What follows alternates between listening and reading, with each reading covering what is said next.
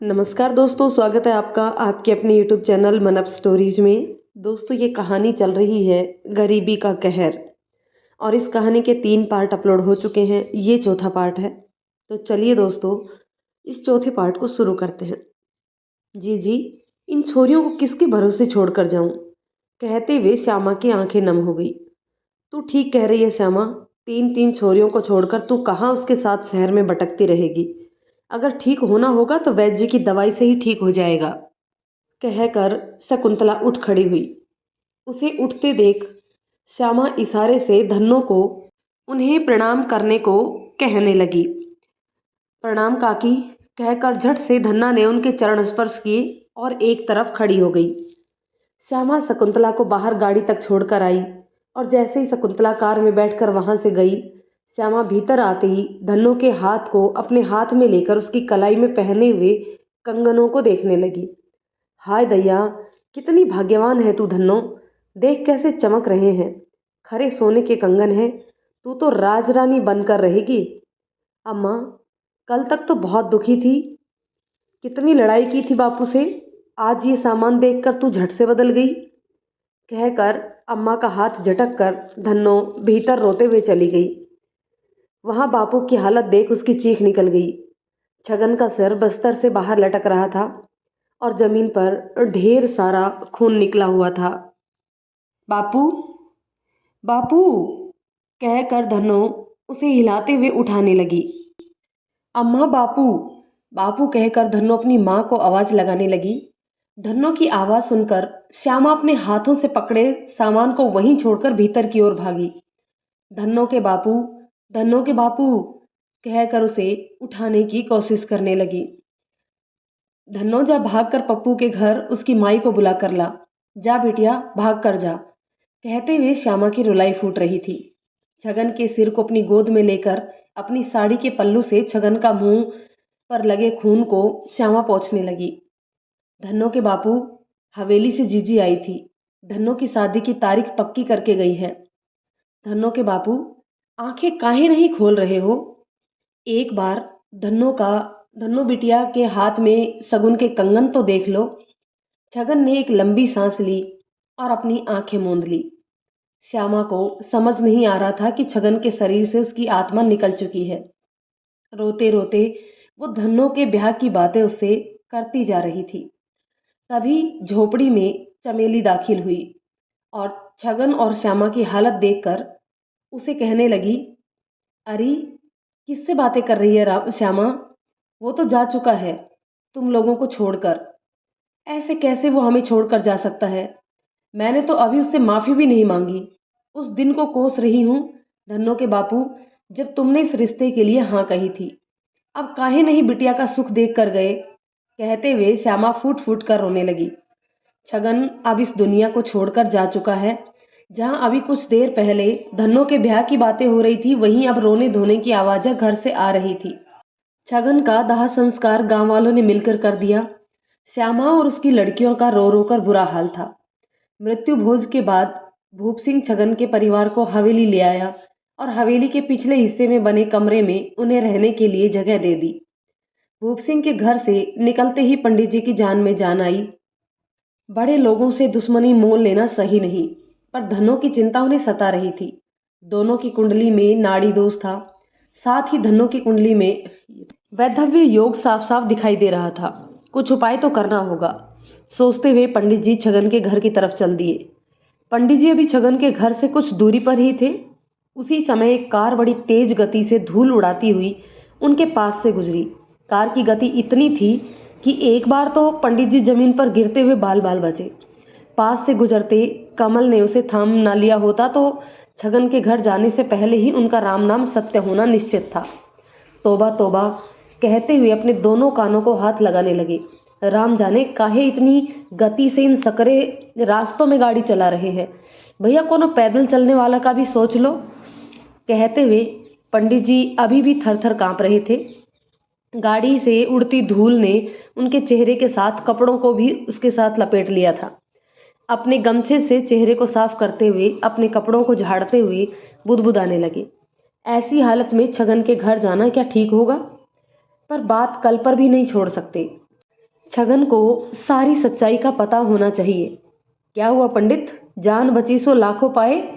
क्या राहुल काल में घर से निकले हो या फिर अफीम चाट ली है? बाल बाल बचे हो? कहकर कमल दीदे फाड़कर हंसने लगा। अपना नहीं तो पंडिताइन का तो ध्यान रख लेते, इस उम्र में उसे विधवा बनाने चले हो। राम राम, कैसा समय आ गया है। उम्र का लिहाज नहीं है तो कम से कम ब्राह्मण होने के नाते ही कुछ सोच समझ कर कहो।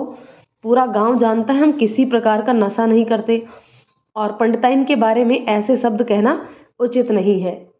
पंडित जी, काहे नाराज हो रहे हो? हम तो यूं ही दिलगी करने लगे थे। किसी के कहने भर से किसी का राम नाम सत्य होने से रहा। सब कुछ विधि हाथ है। हाँ, तुम कह तो 16 आने सही रहे हो, पर गाड़ी चालक की नीयत कुछ ठीक नहीं लग रही थी। ससुरा गाड़ी हमारे ऊपर ही चढ़ाने वाला था। इसकी शिकायत भूप सिंह से ना की तो मेरा नाम बदल देना। एक बात तो बताए, इतनी जल्दी में कहाँ जा रहे थे? कहीं भोजन जीवने जा रहे थे क्या? अरे भोजन जीवने नहीं जा रहे थे, जरा छगन के घर तक जा रहे थे। छगन के घर पर कुछ खास बात है का? आजकल सरपंच जी की गाड़ी भी कुछ ज्यादा ही उनके घर के बाहर खड़ी दिखे है। सुना है उसकी तबीयत खराब चल रही है।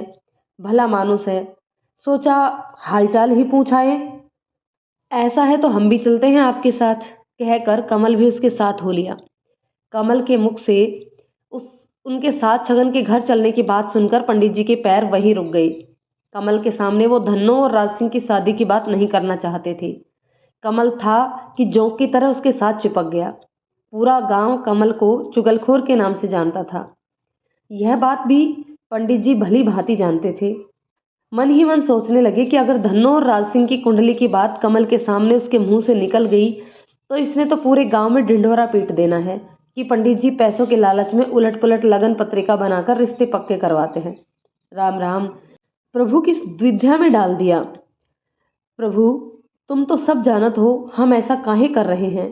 तुम जानते हो गांव में रहकर भूप सिंह से विरोध करने का अर्थ है सीधे अपनी मृत्यु को न्योता देना। इस द्विधा में भी तो तुम ही डाले हो। हम कहे देते हैं, अब तुम ही इस द्विधा से उभारो प्रभु। सोचते ही पंडित जी ने कमल को एक बार फिर इशारे से समझाने की कोशिश की। देखो भैया, तुम किसी और दिन छगर के घर हो आना। आप काहे परेशान हो रहे हैं? बड़े बुजुर्ग कह गए हैं, एक से दो भले। अगर आज मैं आपको नहीं बचाता तो सोचो क्या होता। वो सब ठीक है, पर भैया तुम आज ही जाने की जिद क्यों कर रहे हो? पंडित जी की बातों को दरकिनार करते हुए कदम से कदम मिलाते हुए उनके साथ चलता रहा। कमल ने तो जैसे ठान ही ली थी कि वो आज छगन के घर जाएगा। ऐसे ही बातें करते हुए दोनों छगन के घर के नज़दीक गए। उसके घर के सामने हवेली की गाड़ी खड़ी देख पंडित जी के आगे बढ़ते हुए पांव वहीं रुक गए। हे प्रभु, आज तो सुबह से ही सब काम विपरीत हो रहे हैं। कमल को वहीं छोड़कर चुपचाप उसके घर की तरफ पीठ करके दूसरी दिशा की ओर चलने लगे। उन्हें ऐसा करते देख कमल पीछे से आवाज़ लगाकर कहने लगा, पंडित जी, छगन का घर इस तरफ है, आप दिशा काहे बदल रहे हैं? भैया सब जानते हैं उसका घर किस दिशा में है। हवेली की गाड़ी उसके घर के बाहर खड़ी है। इस वक्त वहाँ जाना उचित नहीं है। अरे काहे डरते हो पंडित, जरा पास जाकर देखते हैं माजरा क्या है। गहना पूरे गांव में अब किसी की इतनी हिम्मत नहीं है कि हमारे घर की तरफ आंख उठाकर देखे। जानत है अम्मा, हम तो यूं ही कह रहे थे, बापू की याद आ रही थी, बस लाली को लेकर घूमते हुए वहां पहुंच गए। घर का दरवाज़ा खुला पड़ा था। कुकुर अंदर घूम रहे थे। पूरे आंगन में गंदगी फैली हुई थी। चूल्हा अलग से टूटा पड़ा है। अम्मा, आंगन में इमली, अमरूद और जामुन के पेड़ों के झरे पत्तों का ढेर लगा हुआ था। लाली को चारपाई पर बैठाकर आंगन साफ करके आ रहे हैं। दरवाजे को भी रस्सी से कसकर बांध दिया ताकि कोनो जानवर भीतर न जा सके। गहना कहते हुए श्यामा उसके चेहरे को अपने हाथ में लेकर चूमने लगी। तू इतना सोचे उस घर के वास्ते? और हम यहाँ बैठकर सोच रहे थे कि गहना सहेलियों के संग मटरगश्ती करती फिर रही होगी। अम्मा, धन्नो के ब्याह के बाद हम अपने घर वापस लौट जाएंगे। हमें यहाँ अच्छा नहीं लगता है। उसकी आवाज़ में उदासी साफ झलक रही थी। हाँ गहना, बस हम भी उसी दिन का इंतजार कर रहे हैं। जैसे तैसे गुजर बसर कर लेंगे। एक ठंडी सांस भरकर श्यामा ने कहा। अम्मा, तू हमें यहाँ अकेले मरने को छोड़कर चली जाएगी? धन्नो, जो अभी तक गहना और अम्मा की बातें सुन रही थी, तिलमिला उठी। छोरी, जाना तो पड़ेगा। लड़की की ससुराल में कितने दिन बैठे रहेंगे? अपने घर में 2 रोटी कम खा लेंगे पर आज़ादी से रहेंगे। हमें उम्र भर की कैद की सज़ा सुनाकर। अम्मा, तू आज़ादी और चैन से रहेगी? अम्मा, हमें ब्याह नहीं करना है। बावरी हो गई है क्या? छोरी के सासरे आकर बैठे हुए हैं। हवेली में ब्याह की तैयारियां चल रही हैं। पूरे गांव में न्योता भेज दिया है और तू आज कह रही है ब्याह नहीं करना है? अम्मा, हम सही कह रहे हैं। उनका चरित्र ठीक नहीं है। वो बसंती के साथ। धन्नो, चुप कर। काहे बसंती का नाम राज सिंह बाबू के साथ जोड़कर उन्हें बदनाम करने की कोशिश कर रही है? हम सब जानत है तेरी मनसा क्या है। उनको तो बदनाम करने के बाद तू सोचे है कि अम्मा रिश्ते को इनकार कर देगी, तो ये ना होगा। तेरे बापों के सामने मालिक को वचन दिया है। श्यामा बड़बड़ाती रही और धन्नो फूट फूट कर रोती रही। अम्मा, हम उनको बदनाम नहीं कर रहे हैं। इन आंखों से बसंती को उनके कमरे से निकलते देखा है। नहीं भैया, हमसे ना होगा, कहकर पंडित जी वहां से खिसक लिए। धत तेरे की। पंडित जी, आपकी वजह से हाथ में आया मौका चूक गया, वरना आज तो पता चल ही जाता कि सरपंच बाबू की गाड़ी हर दूसरे रोज छगन के घर के बाहर क्यों खड़ी होती है। कहते हुए कमल छगन के घर के दरवाजे के पास आकर खड़ा हो गया। उसी समय गाड़ी का दरवाजा खोलकर शकुंतला को उतरते देख कमल हाथ जोड़कर खड़ा हो गया। राम राम मालकिन। चल हट, काहे रास्ता रोक रहा है? चल निकल यहाँ से।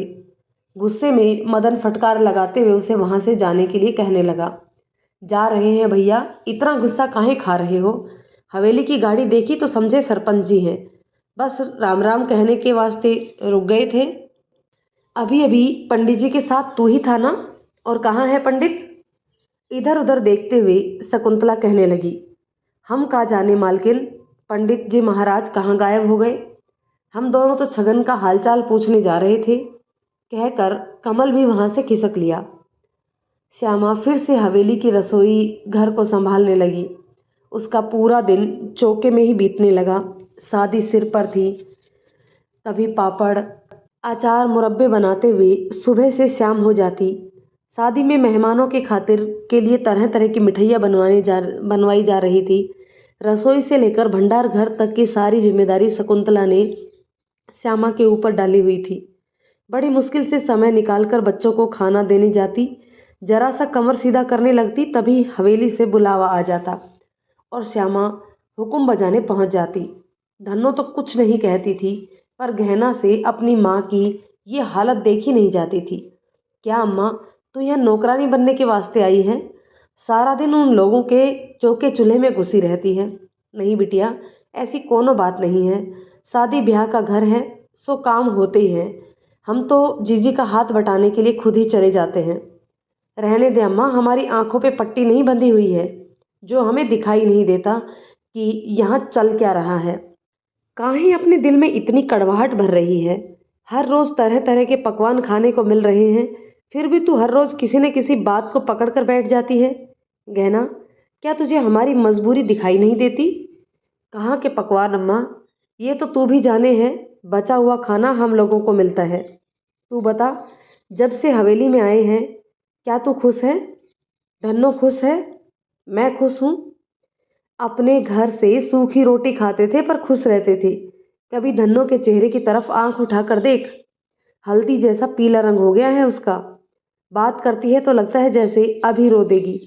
अम्मा काहे पैसे के लालच में उसकी जिंदगी खराब कर रही है। अभी भी कुछ ना बिगड़ा है, जाकर मना कर दे। हमको नहीं ब्याहनी अपनी छोरी हवेली में। कहते हुए गहना श्यामा के गले लगकर फूट फूट कर रोने लगी। अरे काहे हलकान हो रही है छोरी, और हमें भी दुखी कर रही है जैसे जैसे ब्याह के दिन नज़दीक आते जा रहे हैं। शकुंतला धन्नो को हर दूसरे दिन हवेली में बुलाती, कभी दर्जी को कपड़ों का नाप देने के लिए तो कभी कभार उसकी पसंद की साड़ियों के लिए। खूबसूरत और महंगी महंगी साड़ियों और जेवर को देखकर धन्नो अपने बीते हुए दिनों को भूलने लगी और अक्सर ये ख्याल उसके मन में आता कि बापू ने राज सिंह से ब्याह के लिए हाँ कहकर अच्छा ही किया। माँ बापू तो चाहकर भी उसके लिए राज सिंह जैसा रिश्ता नहीं ढूंढ सकते थे। उसके लिए भी बापू अपने जैसा कोई घर ढूंढते और वो सारी उम्र अम्मा की तरह चक्की पीसती रहती। उस दिन भी धन्नो शकुंतला के बुलावे पर हवेली में गई हुई थी। जैसे ही वो राज सिंह के कमरे के आगे से गुजरी, रत्ना की बेटी बसंती राज सिंह के कमरे से बाहर निकली। धन्नो को सामने देखकर मुस्कुराकर भाग गई। शकुंतला के कमरे में पहुंचकर धन्नो ने देखा कमरा खाली है और वो कुर्सी पर बैठकर उनका इंतजार करने लगी। उसे वहां कमरे में कुछ ही समय हुआ था कि एकदम से दरवाजा बंद होने की आवाज से वो चौंक कर एकदम से खड़ी हो गई। धन्नो ने पीछे मुड़कर देखा तो राज सिंह कमरे के दरवाजे की चिटकनी लगा रहा था। उसे ऐसा करते देख धन्नो घबरा गई और दरवाजे की ओर भागकर जाने लगी। राज सिंह दरवाजे के सामने उसका रास्ता रोककर खड़ा हो गया। रास्ता काहे रोके हो? हटो, हमें जाने दो। ना जाने दूं तो अम्मा को बुलाओगी क्या? कहकर राज सिंह हंसने लगा। काकी कहाँ है? हमें उन्होंने बुलाया है। काकी से तुम्हारी शिकायत करेंगे। शहर गई है बापू संग हमारे ब्याह का नोता देने के लिए। पर मुझे तो बसंती ने कहा मालकिन ने बुलाया है। हाँ, मैंने ही उसे ऐसा कहने को कहा था। सोचा आज घर पर कोई नहीं है, मौका है तुझसे अकेले में बात करने का। तू डर काहे रही है? इधर पलंग पर आकर बैठ, देख कितना नरम बिस्तर है। कहते हुए राज सिंह धन्नो का हाथ पकड़कर उसे पलंग पर बैठाने लगा। हमारा हाथ छोड़ दो राज सिंह बाबू, हमें बहुत डर लग रहा है। कहते हुए धन्नो रोने लगी। अरे तू रो क्यों रही है? शादी के बाद तूने इस हाथ को अपने हाथ में लेना है। ब्याह हो जाएगा क्या, तब भी तुम मुझसे ऐसे ही दूर भागेगी? कहते हुए उसके चेहरे को अपने हाथ में लेकर देखने लगा। सुंदर तो तू बहुत है। कहते हुए उसके गालों पर हाथ फेरने लगा। छोड़ो हमें, छोड़ो। कहते हुए धन्नो उसका हाथ अपने चेहरे से हटाने लगी। अभी हमें जाना है, अम्मा राह देख रही होंगी। घबराते हुए धन्नो कहने लगी। ब्याह के बाद भी का जब हाथ लगाएंगे तो अम्मा को बुलाएगी? राज सिंह की बातें सुनकर धन्नो थरथराकर कांपने लगी। उसकी ऐसी हालत देखकर राज सिंह बेशर्मी से हंसने लगा और उसे खींचकर अपने गले से लगा लिया। हमें छोड़ दो राज सिंह बाबू। कहते हुए धन्नो राज सिंह के सामने गिड़गिड़ाने लगी। काहे रो रही है? इस वक्त हवेली में कोई नहीं है जो तेरी आवाज़ सुनकर यहाँ आएगा। छोटे सरकार, मालकिन हवेली में आ गई है। बसंती ने बाहर से दरवाज़ा खटखटाकर कहा। बसंती की आवाज़ सुनाई देते ही राज सिंह ने धन्नो के हाथ को छोड़ दिया और बेशर्मी से हंसते हुए कहने लगा, कब तक बचेगी? आखिर आना तो मेरे पास ही है। अच्छा रो काहे रही है? ले छोड़ दिया तेरा हाथ। हाथ छूटते ही धन्नो ने भागकर कमरे का दरवाज़ा खोला। दरवाज़ा खोलते ही सामने बसंती को देखकर ठिठक गई। क्या हुआ धन्नो? हंसते हुए उसने धन्नो से पूछा। उसे हंसते देख अपनी व्यवस्था पर धन्नो की रुलाई फूट गई और खुद को हवेली के पीछे अपने कमरे में ले जाकर बंद कर लिया। श्यामा जो उस समय हवेली की रसोई में खाना बना रही थी, उसे इस घटना के बारे में कुछ भी पता नहीं चला। मालकिन को खाना परोसकर श्यामा जब अपने कमरे में पहुंची तो दरवाजे को भीतर से बंद देख धन्नो की आवाज़ लगाने लगी। धन्नो, धन्नो दरवाज़ा खोल बिटिया, दरवाज़ा काहे बंद करके बैठी है? अम्मा की आवाज़ सुनते ही धन्नो ने दरवाज़ा खोल दिया। धन्नो को रोता हुआ चेहरा देखकर श्यामा घबरा गई और उससे पूछने लगी, क्या बात है बिटिया? रोते रोते धन्नो ने पूरी बात अपनी अम्मा को बता दी। धन्नो की बात सुनकर श्यामा खून का घूंट पीकर चुप हो गई और उसे समझाते हुए कहा, कोई बात नहीं बिटिया, आजकल तो ये रिवाज है, लड़के लड़कियों ब्याह से पहले मिलते जुलते रहते हैं। अब राज सिंह बाबू का भी मन करता होगा कि अपनी होने वाली लुगाई की पसंद और नापसंद को जाने। अम्मा, पर उन्होंने कमरे में कहते ही धन्नो फूट फूट कर रोने लगी। चुप कर बिटिया, अब तो तेरे बापू भी जिंदा नहीं है जो मालिक से जाकर बात कर सके। हम तो उनके आसरे यहाँ बैठे हैं। मैं जीजी से बात कर भी लूँ पर डरती हूँ कि कहीं तुझ पर ही कोई आरोप ना लगा दे। चार लोगों के बीच बात जाएगी तो बदनामी हमारी ही होगी। वो बड़े लोग हैं बिटिया, उन्हें कोई कुछ नहीं कहेगा। चुप हो जा बिटिया, कुछ दिनों की बात है, फिर तुम दोनों का लगन हो जाना है। कड़वा घूंट पीकर बात को ख़त्म कर दे। पर अम्मा, हमरी कोई इज्जत नहीं है का? हम काहे चुप रहें?